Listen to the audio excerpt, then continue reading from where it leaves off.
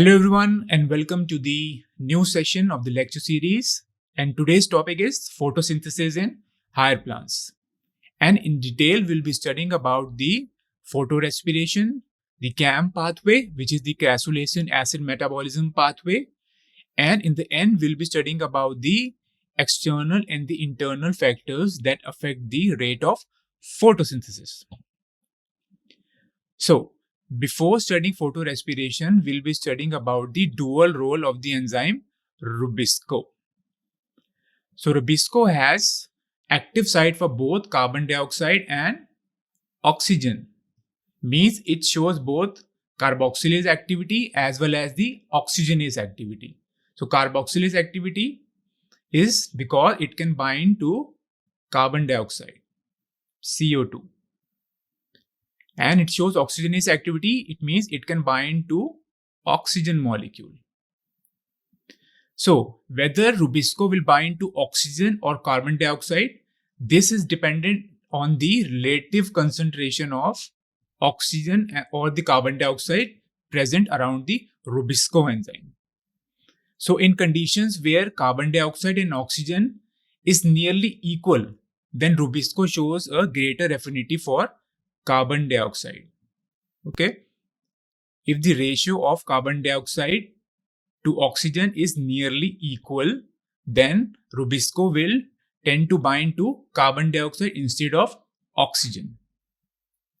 So we already know that if Rubisco binds to carbon dioxide, then it will lead to the formation of 3-phosphoglyceric acid and it will enter the Calvin cycle, C3 cycle.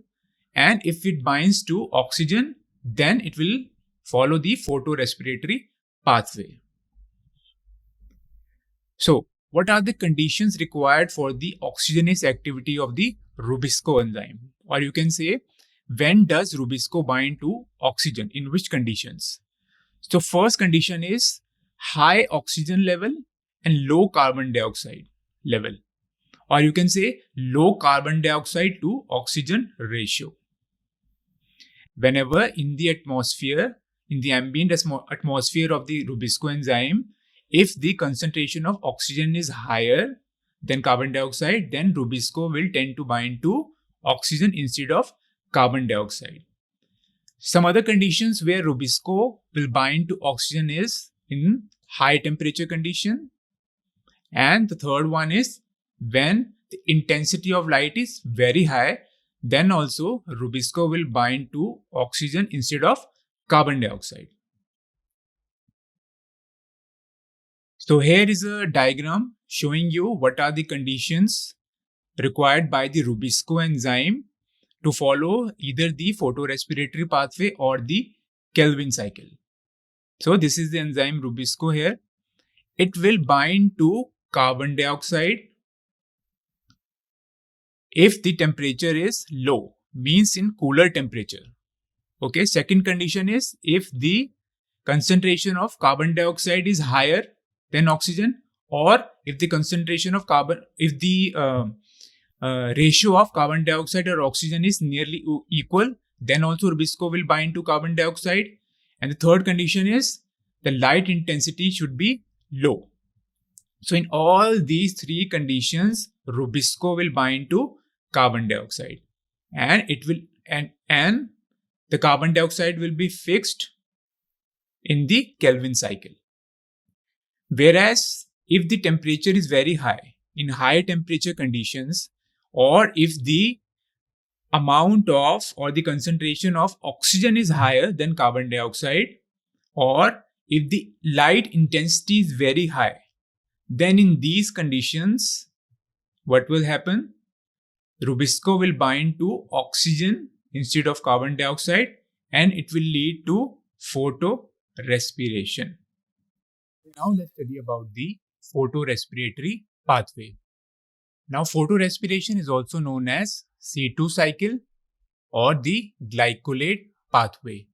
Why it is called C2 cycle? Because initially there is a formation of a 2-carbon compound known as phosphoglycolate. Here phosphoglycolate is found, which is a 2-carbon compound, and from phosphoglycolate, glycolate is formed, which is again a 2-carbon compound.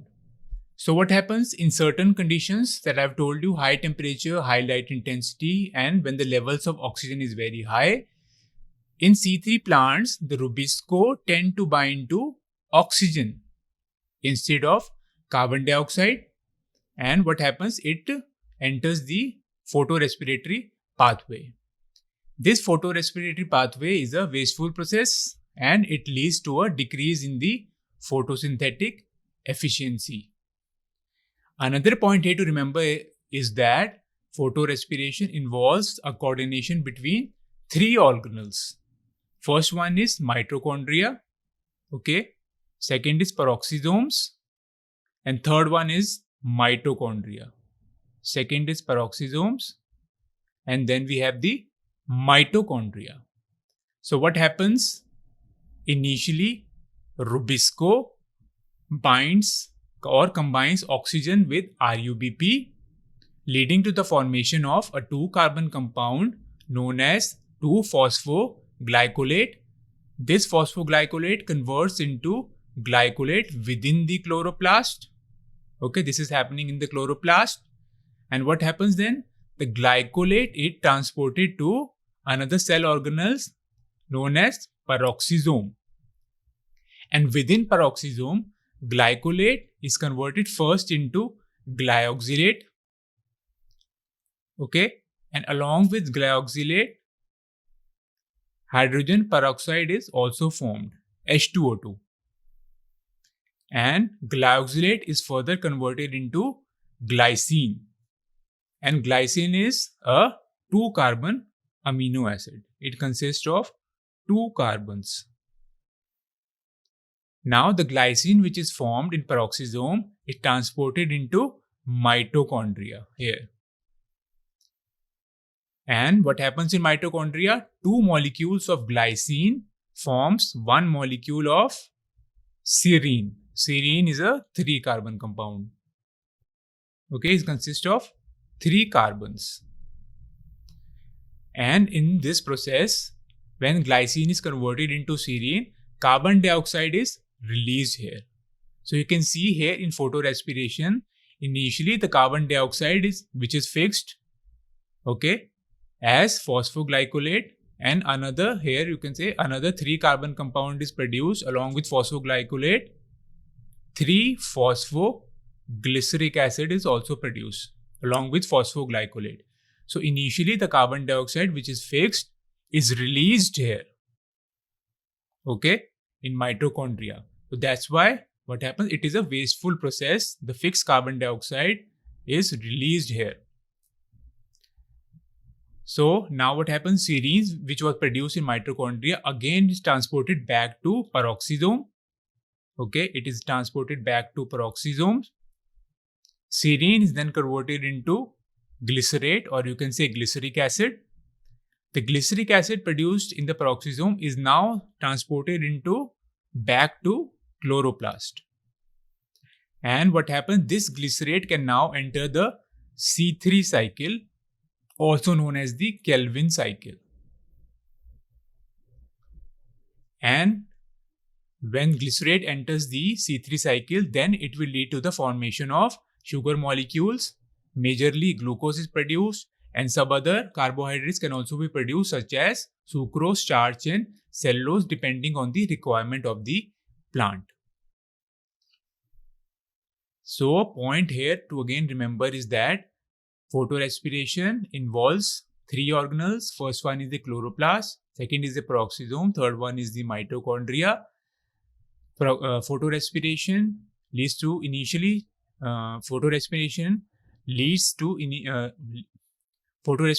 to the formation of a 2-carbon compound initially known as phosphoglycolate, okay, and then phosphoglycolate is converted into glycolate, and it follows all these reactions. It goes through peroxisomes and mitochondria, and finally glycerate is produced in the chloroplast, which enters the C3 cycle. So let's talk about the disadvantages of photorespiration. So photorespiration is generally a wasteful process. Okay, it doesn't lead to the formation of ATP. It doesn't lead to generation of NADPH. Moreover, what happens? It results in the release of carbon dioxide molecules. You have seen that here in mitochondria there was release of carbon dioxide. So we can say the carbon dioxide which was initially fixed is released here. So that's why it is a wasteful process. There is no production of energy-rich compounds ATP and NADPH. There is a release of the fixed carbon dioxide. Okay, that too, it is with the utilization of ATP. So that's why it is called a wasteful process, and it results in the decrease in the overall photosynthetic efficiency. Okay, so photorespiration leads to the decrease in the photosynthetic efficiency of the plant. Next is the crassulacean acid metabolism pathway, also known as the CAM pathway. So CAM pathway is an adaptation to the arid climate, arid or the dry climate. And some of the plants which show CAM pathway are succulents and some epiphytic plants which live in dry conditions or arid conditions. They have evolved a pathway known as the CAM pathway. So what is the uniqueness of CAM pathway? Is the temporal separation. So what happens? The biochemical reactions are temporally separated, means they are separated by time. Okay. So what this temporal separation do? This temporal separation helps in the reduction of the water loss through transpiration. We will see how later in the slides how this water loss is minimized through CAM pathway. So crassulacean acid metabolism pathway is that occurs in night in two phases. First is night and second is day. So in night what happens? Stomata remains open in night, and whenever stomata is open, it will allow gaseous exchange, means exchange of both carbon dioxide and oxygen. Carbon dioxide is taken up through stomata by the leaves, and the carbon dioxide fixation takes place at night here. Okay, so stomata opens at night. Carbon dioxide enters through stomata into the leaves in the mesophyll cells, and here the enzyme involved is PEP carboxylase. So what does PEP carboxylate does? It combines phosphoenol pyruvate with carbon dioxide, leading to the formation of a 4-carbon compound known as oxaloacetic acid or oxaloacetate. This is oxaloacetate or oxaloacetic acid. This is a 4-carbon compound. Okay. So initially what happens? PEP carboxylase, which is present in the mesophyll cell, is active during the night time. It combines carbon dioxide with a 3-carbon compound known as phosphoenol pyruvate. This is 3-carbon compound, phosphoenol pyruvate, and leads to the formation of a 4-carbon compound, oxaloacetic acid. Now, oxaloacetic is formed in the mesophyll cells. This oxaloacetic acid is further converted into malic acid, or you can say malate, during the night time. This is happening during the night time, and then malate is stored in vacuoles. Okay, this malate is then stored in the vacuoles in the night time. That's why we say carbon dioxide fixation takes place at night time, and carbon dioxide is stored as organic acid, malic acid, in the vacuoles. Now what happens during the daytime? Stomata remains closed during the daytime. Why stomata remain closed? To prevent the water loss. It remains closed to prevent the water loss. Water is lost through transpiration, So it helps in the reduction of transpiration. Now what happens? The malic acid that was stored in the vacuoles come out from the vacuoles and then it is decarboxylated. Okay, to form a 3-carbon compound known as pyruvate or pyruvic acid, and carbon dioxide is released as a byproduct here. This carbon dioxide release can then enter the C3 cycle. Okay, and then what will happen? Enzyme involved here is Rubisco. Enzyme here involved is Rubisco. And what does Rubisco do? Rubisco, now carbon dioxide concentration is very high here. Okay, so it will bind to carbon dioxide. And what will it do? Carbon dioxide will bind to RUBP. Here, carbon dioxide will combine with RUBP, leading to the formation of initially a 6-carbon compound which is unstable, okay, which is finally dissociates into 3 molecule of phosphoglyceric acid. This is a 3-carbon compound. Okay, so we can say carbon dioxide enters the C3 cycle and leads to the formation of sugars, you can say glucose, sucrose, and further this glucose and sucrose can further form starch and cellulose depending on the requirement of the plant. So this is the diagram showing the CAM pathway. Here what happens during the night time? What happens? Carbon dioxide mix with water. Carbon dioxide, first what does it do? It is mixed with water. It combines with water and forms a bicarbonate. HCO3 negative is bicarbonate. Okay, and then this bicarbonate, it combines with a 3-carbon compound phosphoenol pyruvate. Okay, enzyme involved is PEP carboxylase. Okay, and what happens? A 4-carbon compound is produced here, known as oxaloacetate. This oxaloacetate is further converted into malate, and then malate is stored in the vacuoles during the night time. And what happens during the daytime? Malate comes out of the vacuoles and then it is decarboxylated. Malate, it will come out of the vacuoles. Malate comes out of the vacuoles and then it is decarboxylated, leading to the formation of a 3-carbon compound pyruvate, and carbon dioxide is released as a byproduct.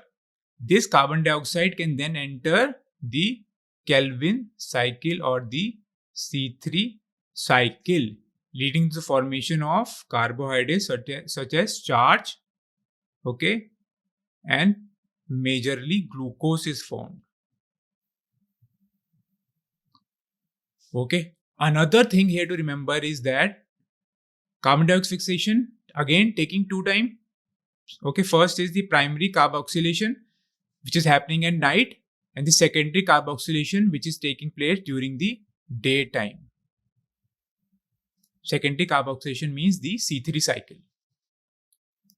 Now, some of the plants which show CAM pathway are orchids, some cactus, aloe vera, pineapple, agave, and moringa. Now let's discuss about some of the factors that affect the rate of photosynthesis. So both external and internal factors affects the rate of photosynthesis. First, let's talk quickly about the internal factors. Now the internal factors are also known as the plant factors. Some of the internal factors that affect the photosynthesis are number of leaves. Okay, easily we know more the number of leaves, more is the surface area, and more the surface area, more light will be absorbed by the plant, and there will be increase in the rate of photosynthesis. Now, the anatomy of the leaf. Okay, so what anatomy of the leaf means? The internal structure of the leaf. Okay, so what happens? The leaf contain the mesophyll cells. Mesophyll cells. Leaf contain mesophyll cells.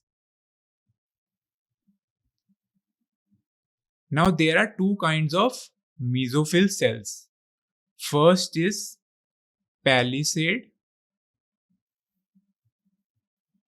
Second one is the spongy mesophyll cells. Okay. Now palisade mesophyll cell contains more number of chloroplast. Spongy cells also contain chloroplast, but less as compared to the palisade. Less number of chloroplast.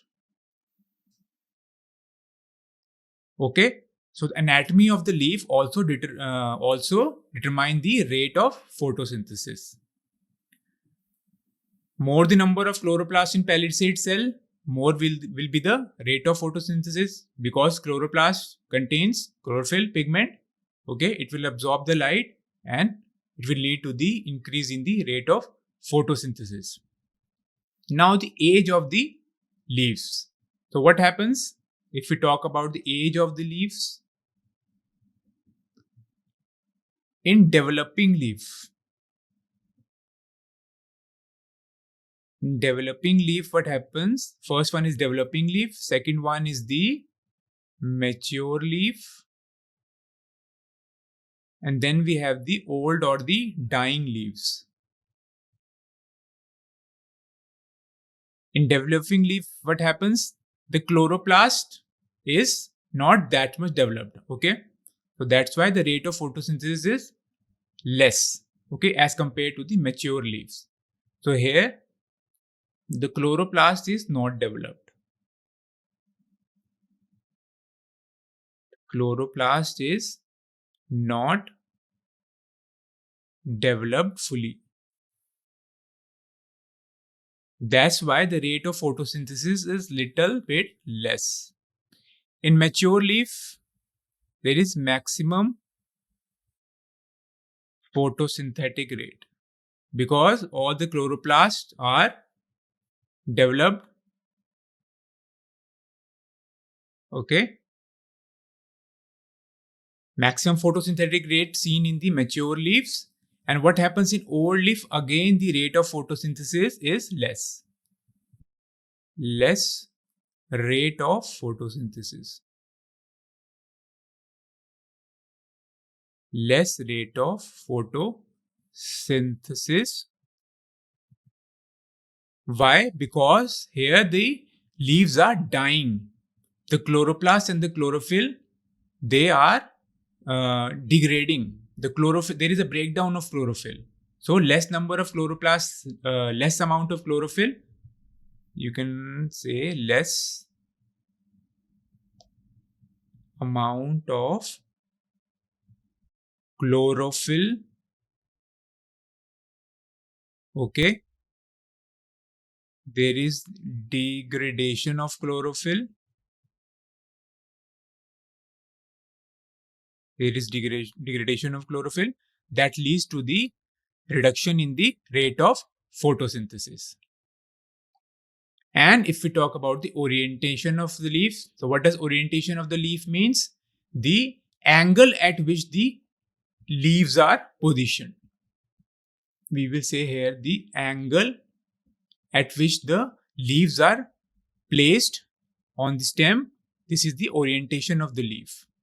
And usually the leaves are oriented in such a way so that they can absorb maximum sunlight, and maximum sunlight, which will lead to the increase in the rate of photosynthesis. So orientation of the leaf is also very important. Now second one is the internal carbon dioxide concentration. Okay.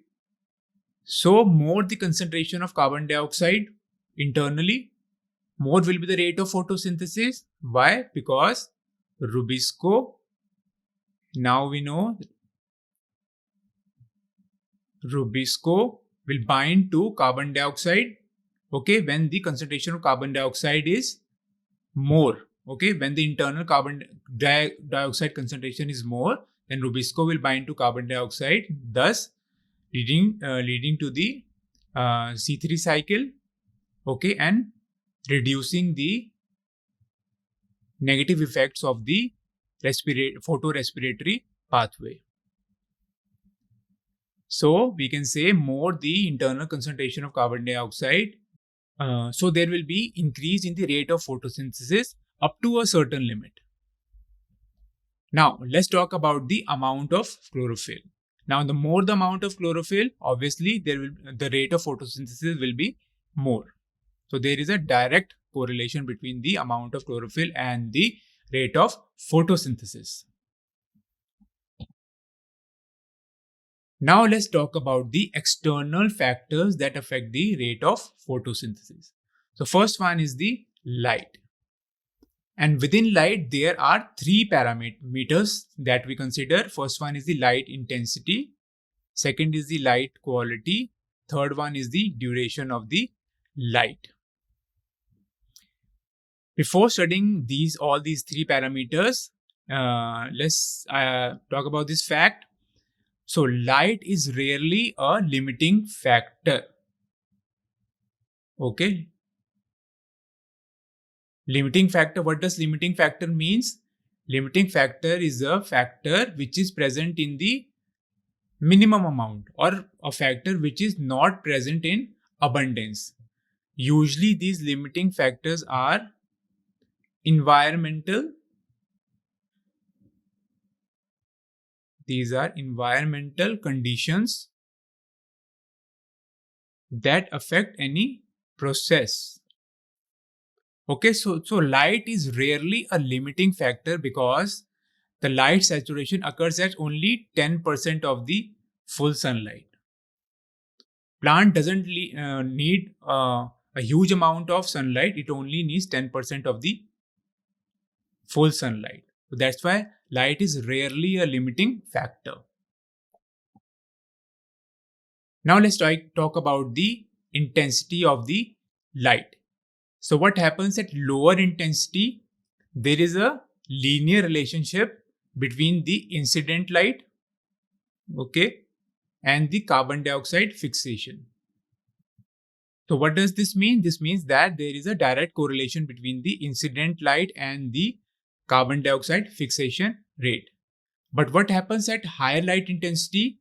There is a reduction of photosynthesis. So if the intensity of the light is very high, what happens? There is a breakdown of the chlorophyll molecules. Or you can also say that there is a photooxidation. There is photooxidation of the photosynthetic pigments such as chlorophyll molecules, okay, leading to the breakdown of the chlorophyll molecules, and chlorophyll molecule is not able to absorb the sunlight, okay, and then this results to the reduction in the photosynthetic rate. So this is the graph showing the effect of light intensity on the rate of photosynthesis. So here you can see initially the rate of photosynthesis increases, and then what happens? It becomes stationary. And if the light intensity is increased beyond a certain limit, then what happens? The rate of photosynthesis will decrease due to the breakdown of the chlorophyll molecule. Okay. So second parameter within the light is the light quality. So what happens? Chlorophyll A usually absorbs light in the red region and the blue region. So maximum photosynthesis is seen in the red and the blue region of the visible spectrum. So here you can see the red and the blue light result in the highest photosynthetic rate. And the blue and the red light also, what they do? They promote the stomatal opening. So what happens when stomata opens? There is gaseous exchange, or means there is exchange of carbon dioxide and oxygen. Oxygen is released and carbon dioxide is taken up, and then the carbon dioxide is fixed through C3 cycle and all, leading to the formation of sugar molecules that is used as the energy source by the plant. And what happens in the green light? The green light induces stomatal closure. So light quality is very important. You can see here the effects of different type of light. Okay, in some light like blue and red light, there is increase of photosynthesis. Okay, in some light such as blue light and red light, there is stomatal opening, whereas in green light, what it do? It will induce the stomatal closure. Again, another effect of blue light is it enhances the chloroplast development. If the chloroplast is developed, then the photosynthetic rate will be high. Okay, high photosynthetic rate.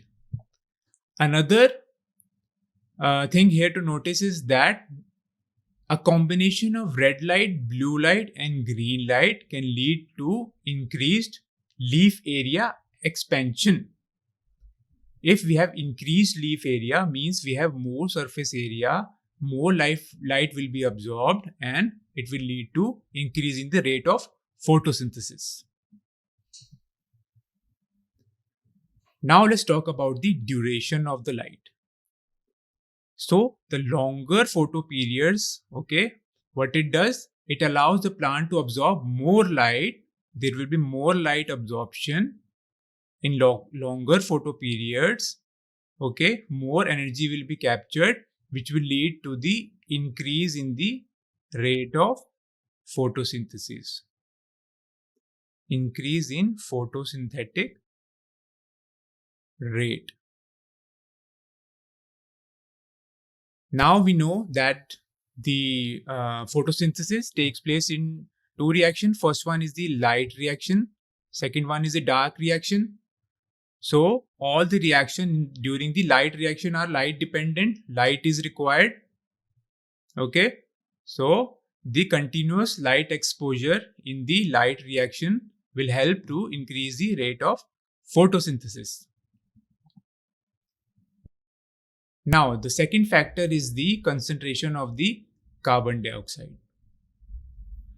So, we know that the atmospheric carbon dioxide concentration is around 0.03%. 0.0. It is around 0.03 to 0.04%. This is the atmospheric concentration of carbon dioxide. So what happens if the concentration of the carbon dioxide increase up to 0.05%? Okay, then we will see an increase in the rate of photosynthesis. And beyond this level, the concentration of the carbon dioxide becomes damaging to the plant. So up to 0.05%, the rate of photosynthesis will increase, but beyond it, the rate of photosynthesis will start decreasing. One fact here to remember is that the C4 plants show saturation at about 360 microliter per liter of carbon dioxide, whereas C3 plants show saturation of carbon dioxide beyond 450 microliter per liter of carbon dioxide. This means the C4 plants, okay, they are more photosynthetic efficient because there is, you can say, no photorespiration, or there is reduced photorespiration in C4 plants because they have the Kranz anatomy. Okay, there is a spatial separation of the biochemical reactions. One takes place in the mesophyll cell, another takes place in the bundle sheath cells. Okay, so C4 plants are more photosynthetically efficient as there is less photorespiration, and they show saturation at about 360 microliter per liter of carbon dioxide. Now what happens? At low light intensity, what happens? Both C3 and C4 plants, okay, they don't respond to higher concentration of carbon dioxide at low light intensity. Okay, so even if we increase the concentration of carbon dioxide, there will be no increase in the rate of photosynthesis in low light conditions. Whereas in high light conditions, both C3 and C4 plant will show an increase in the rate of photosynthesis when the concentration of carbon dioxide is increased. When the concentration of carbon dioxide is increased, then it will show the increase in the rate of photosynthesis. So this is a graph showing correlation between the light intensity, okay, both high and low light intensity, and the photosynthetic rate of a green alga. So you can see at low light intensity what is happening.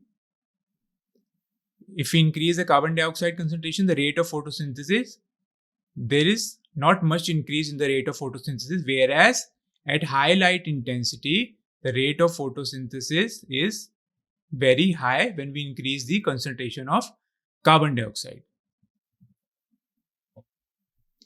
Another external factor that affects the rate of photosynthesis is temperature.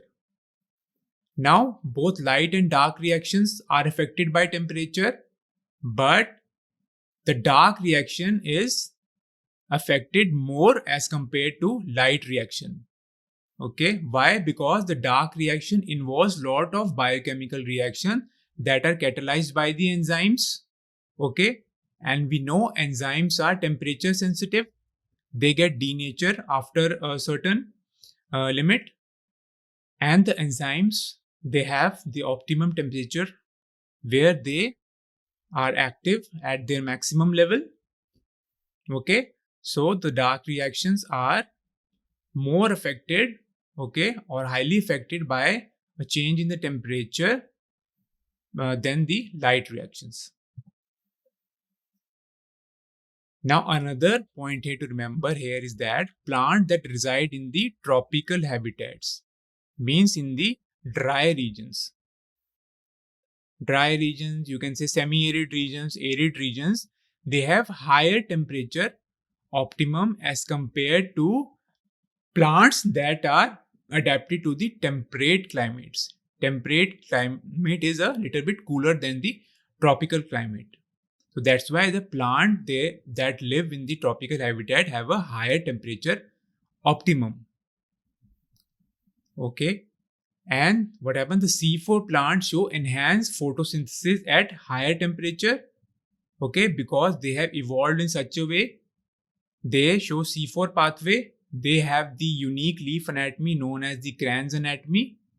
Okay, that's why they show enhanced photosynthesis, because there is a reduction of the photorespiratory pathway. There is the reduction of the photorespiratory pathway. There is reduction, or you can say there is no photorespiration in C4 plants. That's why the photosynthetic efficiency of C4 plant is more as compared to the C3 plants. C3 plants, what they do, they show higher photosynthetic efficiency at lower temperature. Okay, where rubisco will bind to carbon dioxide only instead of binding to oxygen. So this is a graph showing the effect of temperature on the rate of photosynthesis. So what happens? Initially, there is an increase in the rate of photosynthesis. So what happens? As the temperature is increased, there is increase in the kinetic energy of the molecules. This increased kinetic energy will lead to more collision between the molecules. Okay, and this collisions between the molecules will lead to the elevated rate of photosynthesis. And what happens when the temperature reaches an optimum? Okay, so you know that the biochemical reactions are catalyzed by the enzymes, and enzymes are what? Enzymes are the proteins. Okay, so initially what happens? There is an increase in the rate of photosynthesis. Then when the optimum temperature of the enzyme is reached. At that temperature, there is highest photosynthetic rate is observed at the optimal level, or you can say the optimum temperature. Then what happens if we further increase the temperature? Then what happens? There is a breaking of the bonds in the enzymes. And then what happens? Enzyme is denatured at very high temperatures. And when the enzyme is denatured, what will happen? It will lead to a decrease in the rate of photosynthesis because the enzymes become inactive. Enzyme becomes inactive due to high temperature. There is breakage of bonds in the enzyme that are proteins, leading to a decrease in the rate of photosynthesis. Now, another external factor that affects the rate of photosynthesis is the water stress, or you can say water deficit. So what happens during water stress? What happens? Causes stomata to close. So if the stomata are closed, there will be no gaseous exchange. Okay, there will be no gaseous exchange, no carbon dioxide will be internalized. There will be no production of sugars. Okay, and what happens in water deficit conditions? The surface area as well as the metabolic activity of the leaves will decrease. It will reduce because of the wilting of the leaves. Wilting of the leaf happens when it happens in less water conditions, when the water is not available in sufficient amount. Okay, and after wilting of leaf, what will happen? The surface area will decrease. There will be less light absorption, and metabolic activities will also decrease because the metabolic reactions and the metabolic activity need water. Okay, so that's why wilting of leaf or the water stress will lead to decrease in the surface area and the decrease in the metabolic activity of the plant, which will ultimately lead to decrease in the photosynthetic rate. Now soil water, or you can say water present in the soil, is also very important for the photosynthesis. So what does it do? The soil water, which is absorbed by the roots of the plant, it helps to maintain the temperature required for photosynthesis. So photosynthesis occurs at a certain temperature and the water maintains that temperature. And what else does it do? The soil waters helps in the uptake of minerals and ions from the soil. A lot of these minerals and ions are required in a lot of photosynthetic reactions. Okay, they also help in the plant growth. And what else does it do? The soil water, it helps in the stomatal opening and closing, leading to gaseous exchange, loss of water, and all the other things. Okay, so this was the end of the factors affecting rate of photosynthesis. Now we'll be talking about the Blackman law. Okay, or we can also say law of limiting factors. So how can we define the law of limiting factors given by Blackman? So Blackman said that if a chemical process is affected by, or you can say it is controlled by, you can say affected, or you can say controlled by many factors, or you can say more than one factors or many factors,